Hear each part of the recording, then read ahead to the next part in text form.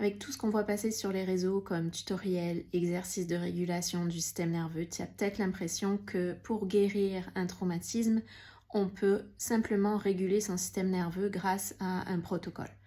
Et en fait, c'est faux. Je vais te parler des 3 phases de guérison d'un trauma, surtout pour le corps de la femme qui a des spécificités. Je suis Corinne, je suis thérapeute en Somatic Experiencing et je forme des professionnels aux spécificités du corps de la femme. Tout d'abord, ce qu'il faut comprendre, c'est que le trauma, ce n'est pas un souvenir, c'est une empreinte, une signature énergétique qui est présente un petit peu partout en toi. Et le système nerveux est un des endroits qui a gardé des empreintes. Donc il faut avoir une approche qui est holistique, d'autant plus pour la femme, parce qu'il y a des spécificités pour permettre à la physiologie de se réparer. Donc le premier stade, ça va être de stabiliser suffisamment le système nerveux pour permettre d'élargir la capacité pour ressentir les sensations, les émotions, les états de stress.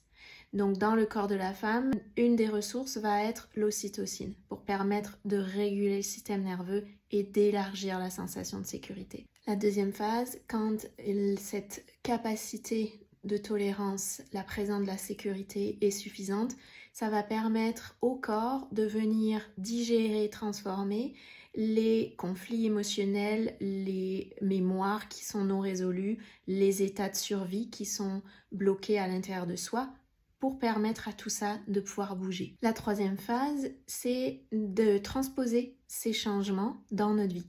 Et c'est là où souvent il y a une fausse croyance, une fausse perception que lorsque on a libéré notre système nerveux, régulé notre système nerveux, notre vie va changer.